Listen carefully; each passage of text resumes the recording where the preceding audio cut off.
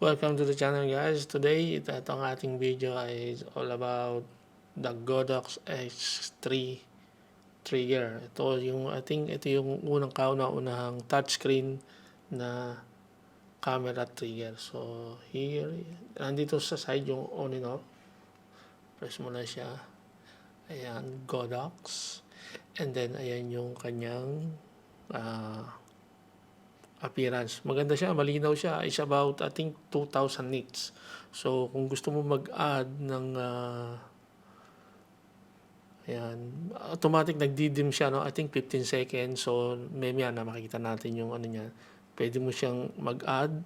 Ayan, pwede mag-add dyan hanggang F.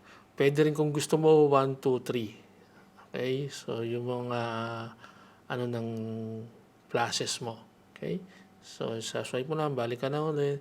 So, yung sub menu niya, slot down. So, makikita nyo yung kanyang default Chinese. So, ilagay mo lang sa setting.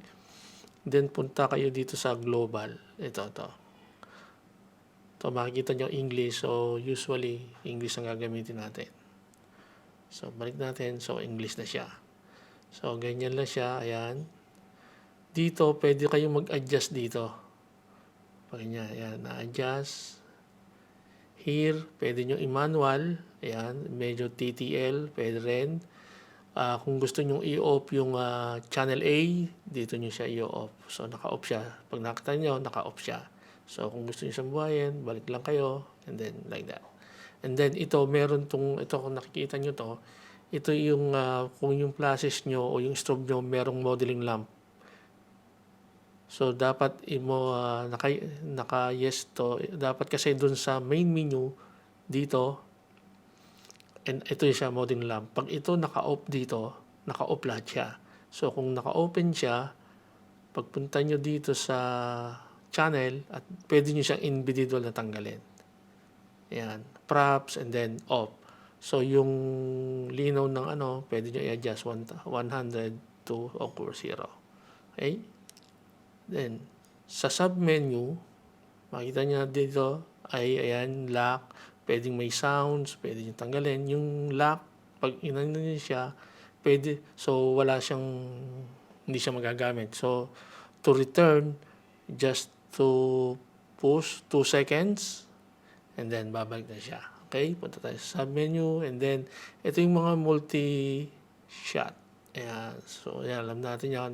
Usually, ginagamit natin to kung ilang shot ang pwedeng ng flashes. So, mga ginagamit usually to sa di ba? Sa long exposure. So, ayan. So, dito sa setting, meron tayong wireless. Ayan. Makikita nyo kung anong channel ang pwedeng gamitin sa every flashes o strobe. Ayan. Makikita nyo yung channel, up to, I think, 32. Okay? So, yan. Up to 32. And then, may ID rin siya. Yan. Pwede nyo gamitin. And then, yung sync. Ayan. Front curtain o high-speed sync. Pwede rin.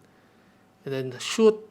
Ayan. Kung one shoot o all shooter. Ito, medyo madedrain yung battery natin pag ginagamit natin itong all shoot. So, maraming multiple shooter ang gumagamit. Okay? And then ito, yan, 30, 60 para makasave din tayo sa ating battery life. And then trigger this. Ayan, kung halimbawa nasa studio lang kayo o kahit nasa para lang hindi ma-interrupt nung may maraming trigger, especially sa Godox, no.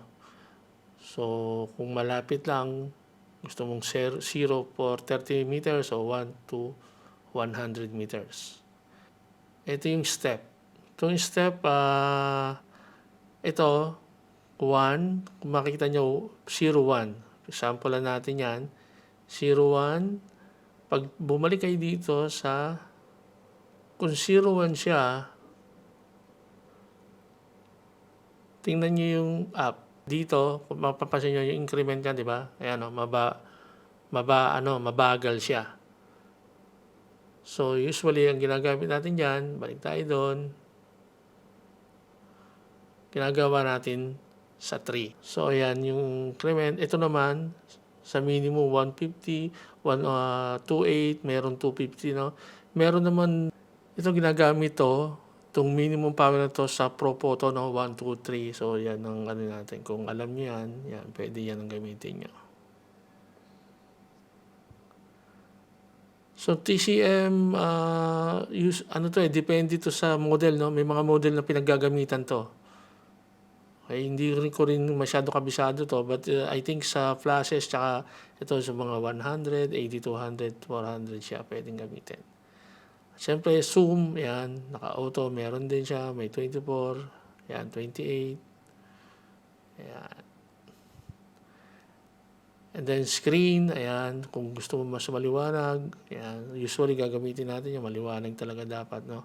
Ito yung standby, 15 seconds. Every 15 seconds, nagdidim siya, okay? Hindi siya namamatay, nagdidim lang siya. So, conserve na rin yung power. Okay? So, ayan, yung screen, language, yan lang naman ang ano natin, screen, bago yung version, ayan. So, ito lang ang ano ko dito, no? Kasi medyo ang mahirap nito talaga, kailangan titingnan mo siya. Hindi mo siya pwedeng kapaeng kapag nagbabago ka ng mga setting dito, no? And of course, yung battery, no? Yung battery, the Godox said it's around 500 full power flashes sa AD600 Pro. So, marami-rami rin yon. So, kung usually hindi naman talaga, bihira lang tayo full flashes, no? So, yun ang nakalagay sa Godox. Ang ano ko lang dito, napakaganda ng build niya, no? Tsaka yung lock mechanism niya, maganda siya. At tsaka medyo hindi siya takaw attention sa mga, especially sa mga ayaw may dala ng bulky na trigger, kasi yung may mga lugar lalo dito sa Middle East na hindi sila nagpapashoot, lalo na pag ang datingan mo parang professional ka, kailangan mobile lang. Ito nga pala, Type-C ang charger nito, okay naman siya, at saka meron siyang maliit na pouch na ganito. Okay? So guys, I hope you enjoyed the video. Sana mag-subscribe din kayo dito sa ating channel. Okay? So, see you.